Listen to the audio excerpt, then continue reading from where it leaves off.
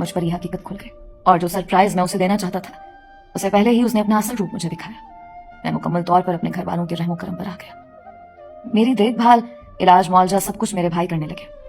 तो चंद ही दिनों में उनकी बस हो गई। वो बहाने बहाने से अपनी कमाई का रोना रोते हुए मुझसे जान छुड़ाने लगे और बिस्तर पर होने की वजह से अब मैं सारा दिन घर होता तो मैंने अपने बच्चों की हालत भी देख ली थी और अपनी माँ बहनों का प्यार भी। सिर्फ 2 महीने में ही वो सब मुझसे थक गए। और फिर एक रोज मेरी माँ ने मुझे कह दिया, शम्मा को बुलवा लो, वही तुम्हारी देखभाल करेगी और बच्चों को भी संभालेगी। मुझसे तो अब नहीं संभलते। इतनी भी बुरी नहीं थी, बस मैं भी बातों में आ गई। खामखा उस लड़की को घर से निकलवा दिया। आज होती तो तुम्हारा ख्याल खुद रखती।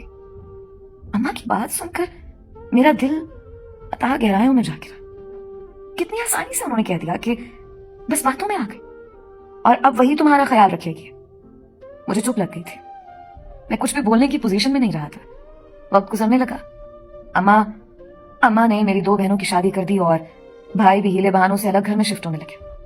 तब सबसे छोटे भाई की बीवी ने जाने से पहले मुझे सारी हकीकत बताई तो मेरे होश उड़ गए। शम्मा के साथ गुजरा हुआ वक्त याद आने लगा तो मैं शर्म से पानी पानी हो गया।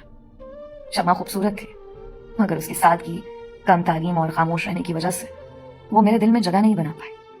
अम्मा जो उसे बहुत शौक से ब्याह लाई, शादी के चंद दिन बाद ही उसकी बुराइयां करने लगी और मैं जो पहले ही जैसे तैसे उसे बर्दाश्त कर रहा था, अम्मा की बातों में आ गया और अपनी बीवी पर जुल्म के पहाड़ तोड़ दिए। जब भी अम्मा शिकायत लगाती, मैं शम्मा से उस बात की तस्दीक नहीं करता, बल्कि उसको बहुत बातें सुनाता और अक्सर औकात तो उस पर हाथ भी उठाता था। फिर धीरे धीरे शिकायतें बढ़ने लगी।